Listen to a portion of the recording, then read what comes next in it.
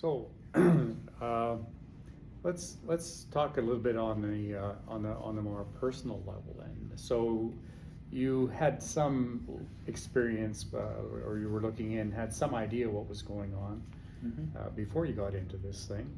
But let's talk about your personal rewards that you got out of this, and maybe some of the challenges, if you were to recount, and in particular on the challenges, if there was things that you could have done to avoid them or to make them a little easier to handle. Yeah, I think so. Start with the rewards. That's probably the easier place to go. I mean, ultimately, there's a feeling of accomplishing something and trying to help your neighbors, and that's what it comes down to. For me, I view community as one of the most important things out there, and I think we have an amazing one that I wish more people saw that, and I think that we've done some great work, and so to play some small role in that, I think is really rewarding. For myself personally, I get a big reward out of sort of trying to think creatively about problems and trying to think of different approaches on things and coming up with unique ways to consider things, to take a different perspective. I like to argue. My mom always says I should have been a lawyer, and I looked into law school at one point, but I couldn't justify going back to school for another few years. But no lawyers' jokes, but wouldn't you rather have friends? Yeah, that's exactly it. No, I enjoy a good discussion, and ultimately I enjoy discussing things with people who are willing to listen and consider things and then ultimately make a difficult decision. I don't need to convince everybody, but I really like trying to do it, and that's so that gives me a lot of reward as well. Just thinking of ways to make our communities better is a very nice feeling to have, right? So those are, I would say, the biggest rewards. The biggest challenges for me personally with young kids, not that there's a huge amount of meetings, but most of those meetings, to respect people's work days, take place sometime around the dinner hour. So ultimately I end up missing dinner and bedtime in a lot of cases to go to those meetings, and so that's a bit of a sacrifice, but ultimately my wife says it's good to have me out of the house anyway, so we we make do.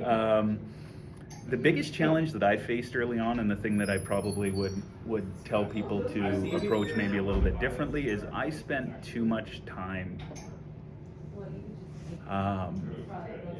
following every single detail of every single opinion that's out there, and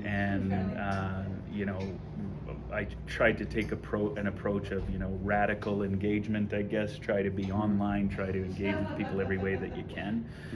Ultimately, when you're trying to manage a full-time job that actually pays the bills and trying to get the council things done and raise a family, you eventually get to points where you realize that that's not good for your mental health and not necessarily good for helping you to think about things better at the end of the day. So my big realization was that I had to step back, and I still watch a lot of things. I would say I less directly engage with things, and I find that that's put me in a lot better mental space. The world that we're in these days with social media, it's a requirement, I think, that you have some engagement or at least understanding of what's going on and being said in those places, but I also think that social media can be hugely toxic to people, and it just creates this environment of anonymity and division that I don't think is helpful to the world or to anybody out there. So I took a little step back from that. That's probably the biggest learning that I had, but otherwise, I mean, honestly, there wasn't that many challenges. When I say I missed dinners, I missed a few dinners a month, and I probably miss more dinners with my day job than I do with council. So it shouldn't be a hold up to people, I don't think.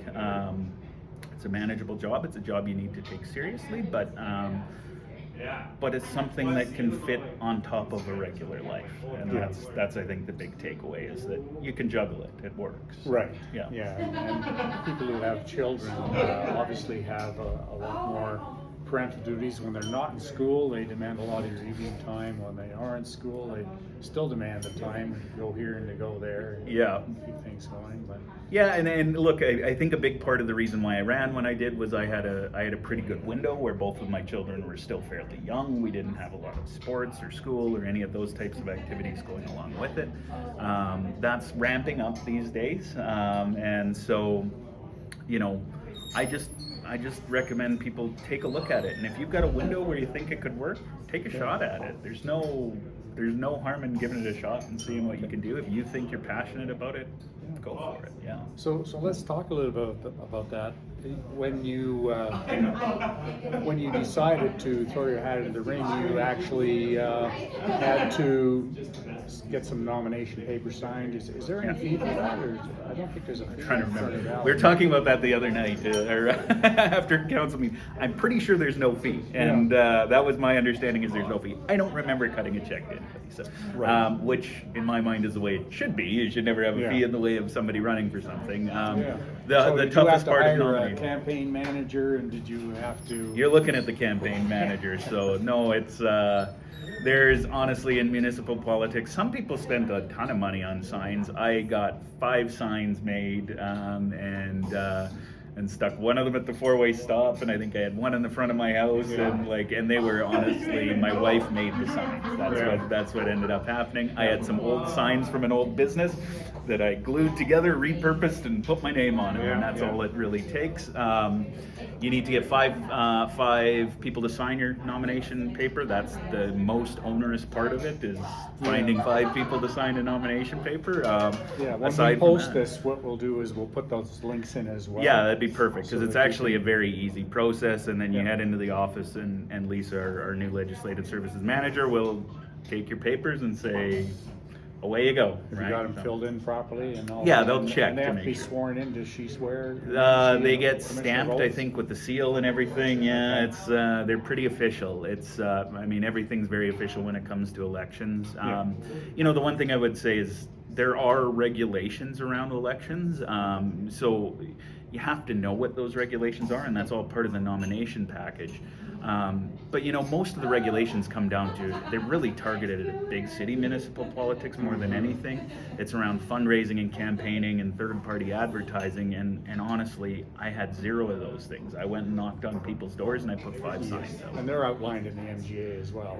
It's in the Local Elected Authorities Act, and then there's a one around advertising. It'll all be, there's a sort of PDF package that the town has available on nominations, and it kind of points you towards all of the key regulations. But for the most part, if you're not spending $10,000 on a campaign, and I highly advise not spending $10,000 on an election campaign in Returner Valley Council, that's going to wipe out your significant portion of your